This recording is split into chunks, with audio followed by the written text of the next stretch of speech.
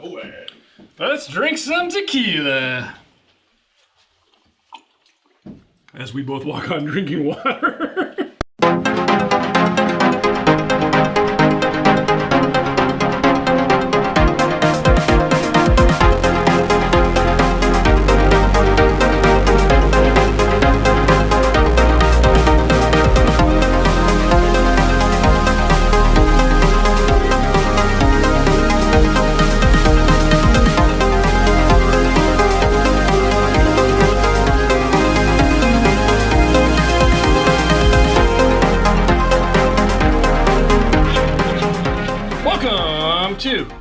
Public. My name is Dutch. My name is Jules. Me llamo Dylan. Mucho gusto. And welcome to another episode of our Ultimate Spirits competition, our quest, if you will, to taste and review every single sipping spirit on the face of the planet and subject it to our 100-point scoring system. And in this episode, we got another tequila up. We love reviewing tequilas. This one is none other than Arette. But not just any Arette. This is the Gran Clase Extra Añejo. And for those of you guys that are new to tequila, an Extra Añejo, sorry. And new to breathing. And new to breathing, apparently. An Extra Añejo is an aged tequila that is aged more than 3 years, typically. They can be more than that, but not usually anything less than that. So, fantastic looking bottle. A cool looking label there. Definitely different than the regular Arette products. It's got some literature there on the back talking about where it came from, Jalisco. Another thing to note on these, they've got kind of a handwritten, that's upside down, a handwritten label there of the number out of the batch there. Be careful. Oh wow, this is leaking. I know, that's what I was trying to say. The problem with this bottle, and it's not my fault. It's not my fault.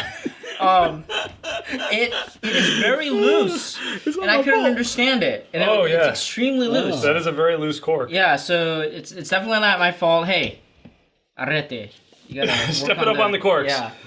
This is a product obviously out of Mexico. The NOM for Arette is 1109. So if you're new to tequila, NOM, every single tequila will have an NOM, and it's right here on the bottle. It will say NOM. I'll keep the cork in. I can turn it that much. And the NOM designates the distillery. So it's actually, a lot of bourbons and U.S.-based distilleries have a specific number designator that you'll see on the bottles. It's the same kind of idea. Concept. This is, I believe, a lowland tequila. Is that right? This is from Jalisco Tequila Valley. I'm going to crack it and pour it, and then you keep going. Sure. Again, this is the region is Jalisco Los Valles. Aged 36 months in American white oak barrel. And they bottled this at El Llano Distillery, which has been owned by the Orendine family since early 20th century. So it's a limited production, and I'm hoping that it will live up to the Extra Añejo name. All right. Well, let's give it some time to open up and taste it and see how we score it. Well, I guess we're weak. That's staying in. There's one thing about tequila noses. Is it like you don't get much of it? I'm getting a lot on this, but like I never get that thing where like it burns. Yeah, that's true. Maybe it's just the glassware. The Riedel? The Riedel tequila glass. One of the best. Dylan, what was the price point on this? I got this for $90.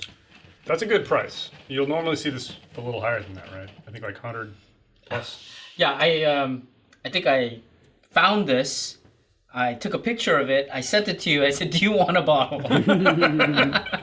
And if I didn't already have one, I probably would have picked up another. But yeah, that's a great value for this. I think you don't see a huge markup, but like you got it at a big box store. Yeah, I got it at a big. This big box store. Thankfully, they come with some really interesting offerings. they do come in with small kind of shipments of extra añejo tequila. So I go there readily and I just check. And this is the same big box store that also has sometimes Macallan that come in. So I pick up the Macallan as well. So I'm curious what you'll say. This is a very interesting variation here. Mm-hmm. So you're part of the Riedel cult? Me? Yeah. I've the only reason I go for these is, I mean, I've always tasted tequilas from this shape of a glass. And I've talked to some of our friends that are tequila experts who have actually done a little bit more work and tried, the official tequila tasting glasses versus like a regular champagne flute or something. And they do find these to be a little bit better. So I don't know. I mean, I honestly think that a Glencairn would be pretty good for tequila. Yeah. But this is a little more traditional. You don't want to warm it up at all. And, Yeah, you don't want to. Yeah, exactly. This I think helps It's with the the longer nose. stem. Well, I asked because Dutch forced me to go buy Riedel glasses. We'll never hear the end of that. I was like, really? You didn't have to buy them. Really? I can't drink this out of a mug? Don't you think everything out of a mug? Only the best. Your Yeti. Yeah, I get the Yeti, and I just pour Jorcy Stag. And go to work. Tears of Llorona. All right, guys, we've had some time to taste. We've scored. We've debated. And if you want to see our debate, you better become a premium subscriber. Now let's get on to the good. All right, guys, I can kick it off if you want. Go for it. I mean, I really enjoyed this tequila. It scored very high for me. Overall, the top category, if I had to pick one, actually, it's not hard. This was a perfect score for me on drinkability. This is the kind of tequila that I could keep sipping. It clocks in, what is this at, 80 proof, I think? Yeah, 40% 80 proof. So you never are going to get much alcohol burn from this. But to me, the flavors, nothing is off-putting. Yeah. There's not too much agave. There's not too much spice. I mean, we talk about background sips. We talk about background whiskey a lot of the time. Yeah. This could easily be a background tequila, and I could sit here all night sipping on it and never feel like I'm getting too much of a burn or anything. Right. Very drinkable. If you've never had like extra añejo, or if you haven't like sipped tequila and all you've had was like Jose Cuervo or something. Oh yeah. I mean, I'm talking about Jose Cuervo like regular, right? Completely different world. Completely different world. I mean, this is very soft, smooth. I'd say it's almost like apples and oranges. Apples and oranges. Yeah, absolutely.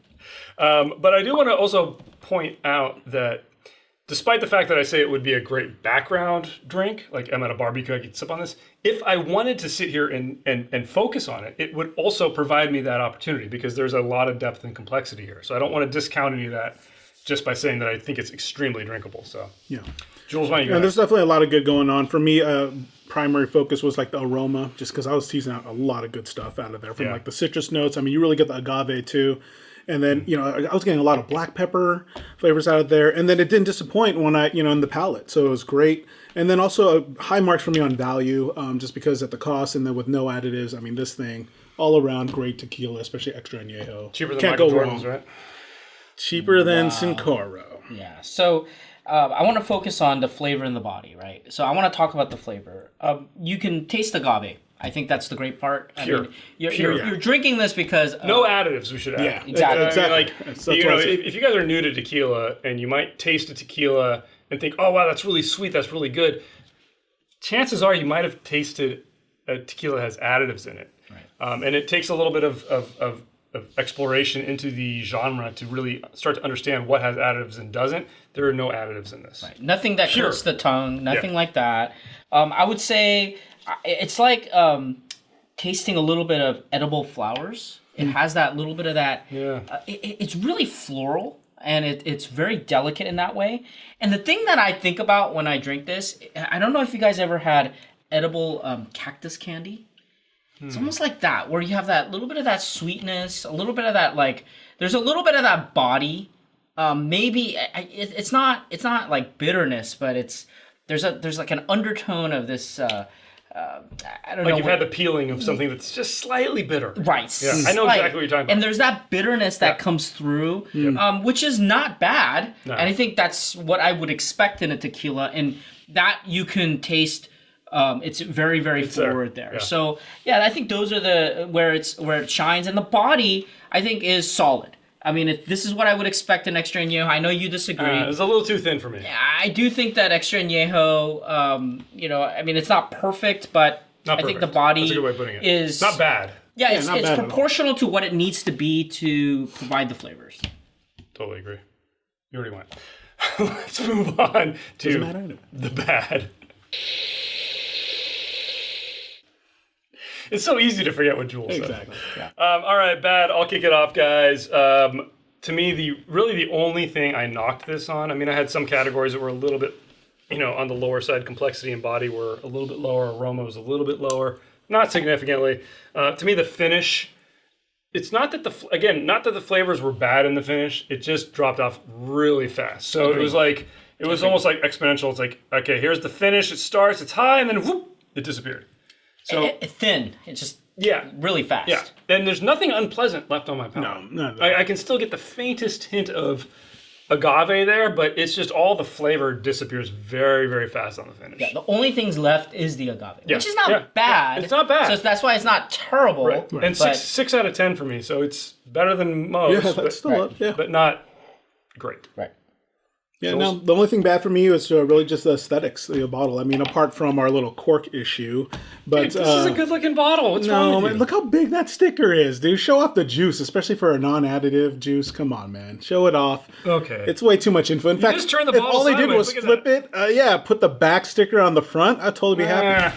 But anyway, that's seriously the only thing to knock out. Everything else, dude. I mean, this thing was great, especially in terms of value for the price. Just take off the label. Yeah, just peel it off. Pour in a glass. Nitpicking. Yeah. I admit I'm nitpicking. That's the only thing to knock it off. So I think that for the bad, I did knock complexity and the uniqueness. Complexity, I think, the issue is not the variety. It's more of the holes in the repertoire. I feel like there's stuff missing. If you've tried other Extra Añejos, you have more of a kind of well-rounded, honey-rich, juicy, almost like ripe type of flavor profile that you kind of can check off. And this was missing. I mean, like the stuff that's there is good, but it's missing a couple of things, and that's why the complexity wasn't as high. And then in terms of the uniqueness, again, if you compare it with all the Extra Añejo, does it really stand out that much? So that's why Are you including the additive tequilas? You should. I mean, I'm including everything, including Michelle's. Michael Jordan's is what he's talking about. Michelle. Okay, fair enough. Interesting discussion, guys. Let's conclude our discussion with value.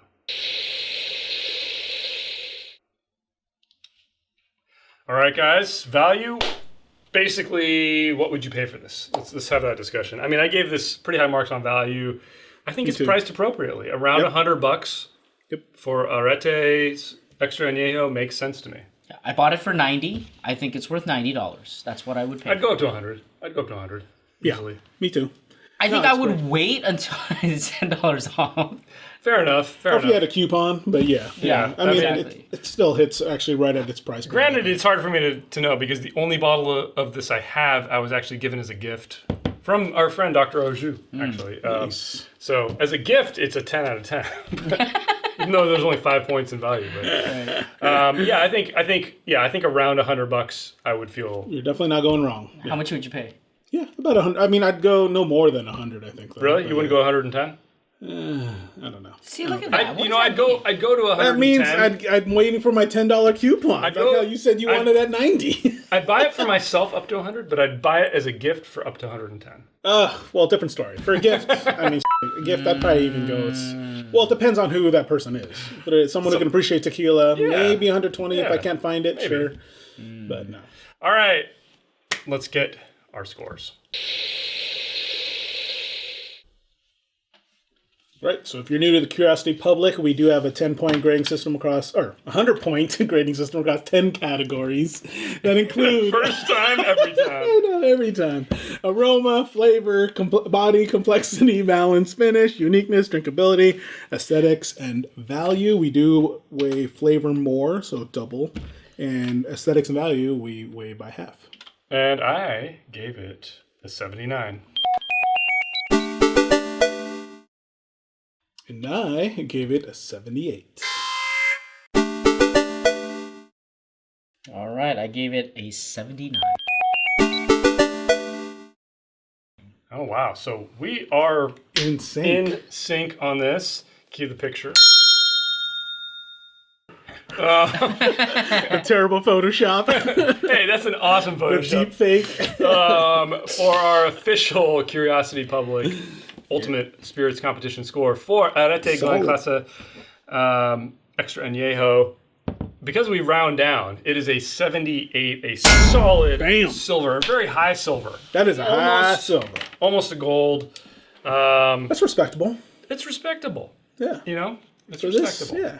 Not bad at all. Extra Añejo. You will enjoy this if you enjoy tequila. And Jules, why don't you take us out? Well, tell us what you guys think in the comments below. Give us a thumbs up if you like this episode. Hit subscribe for more videos from Curiosity Public. Check out our podcast on all the major podcast players. And as always, stay safe, stay healthy. Stay curious.